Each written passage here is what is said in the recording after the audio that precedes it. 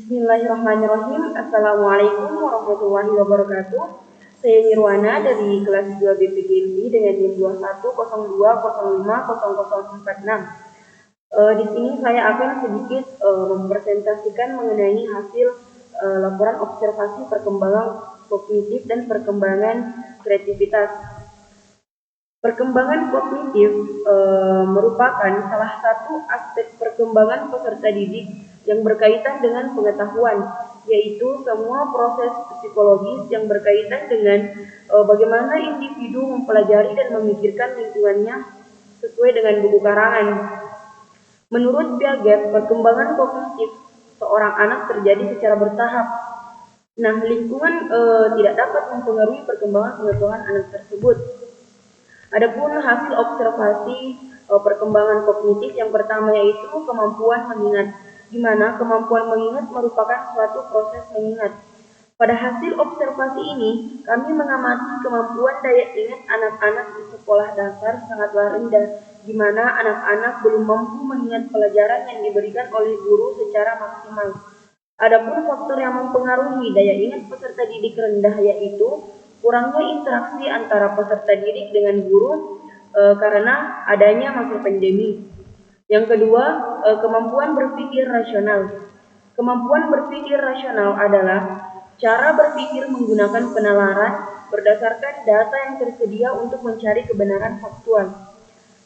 Kemampuan berpikir rasional peserta didik yang kami amati yaitu anak peserta didik hanya mampu mengerti pelajaran yang diberikan oleh gurunya dan bermain. Mereka belum bisa berpikir di luar kemampuan mereka dikarenakan tingkat sekolahnya masih terbilang rendah. Selanjutnya, kemampuan berpikir imajinatif.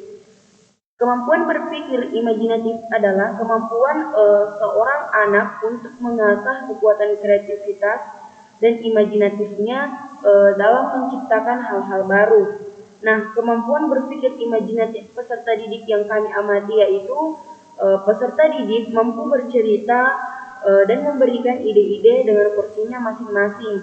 Mengingat peserta didik berbeda-beda dan memiliki keterbatasan berimajinatif, sehingga ada anak-anak yang mampu bercerita dan memberikan ide-ide di depan teman dan guru secara lancar, dan ada pula yang belum terlalu pandai memberikan ide-ide dari apa yang ia ceritakan. Selanjutnya, kemampuan pemecahan masalah.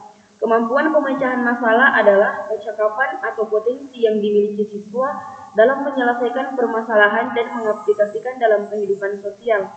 Kemampuan dalam menyelesaikan masalah yang ada pada peserta didik juga berbeda-beda. Mengingat peserta didik yang kami amati itu masih kelas 4 SD, sehingga kemampuan dalam menyelesaikan masalah dari mereka masih sangat kurang. Ada yang pandai menyelesaikan tugas dengan sendirinya, ada juga yang masih memerlukan sedikit bantuan dari orang tua maupun guru, namun ada juga yang belum bisa menyelesaikan sama sekali dan masih perlu diawasi sampai tugas tersebut selesai. Selanjutnya, kemampuan memahami pembelajaran. Kemampuan memahami pembelajaran adalah pertumbuhan dan perubahan terhadap siswa. Pada tahap ini, anak-anak masih belum bisa memahami pelajaran secara maksimal karena daya ingat dan daya tangkap dari peserta didik ini masih terbilang rendah, sehingga setiap pelajaran yang sudah lewat, maka peserta didik juga akan melupakan pelajaran tersebut. Akan tetapi, dalam memahami pelajaran yang diberikan pada saat pembelajaran dimulai, ada yang bisa memahami secara cepat, ada yang lambat, dan ada juga yang tidak memahami sama sekali. Yang kedua yaitu perkembangan kreativitas.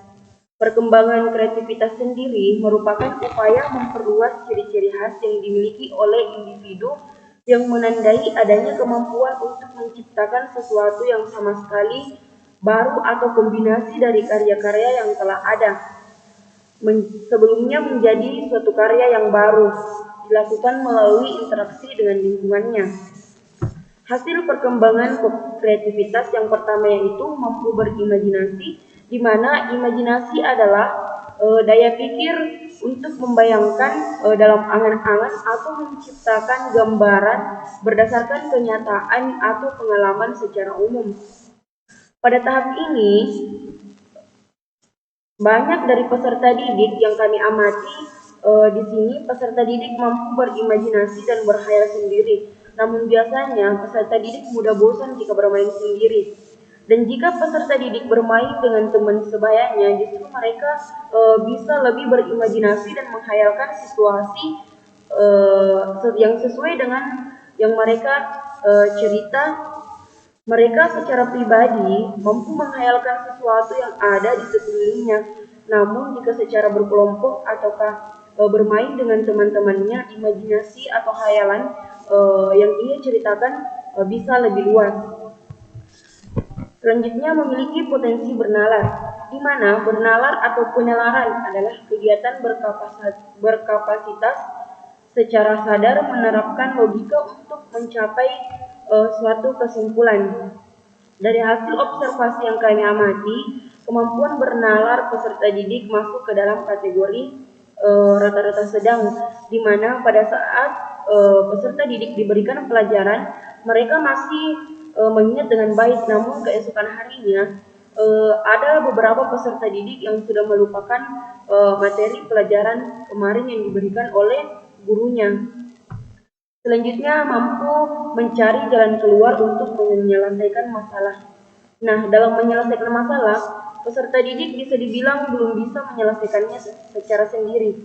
Mereka masih butuh bantuan dari tenaga pendidik maupun orang tua, karena mengingat tingkat dasar anak-anak yang kami amati masih tergolong rendah, mengakibatkan belum bisa mengontrol diri sendiri maupun mengontrol teman-temannya.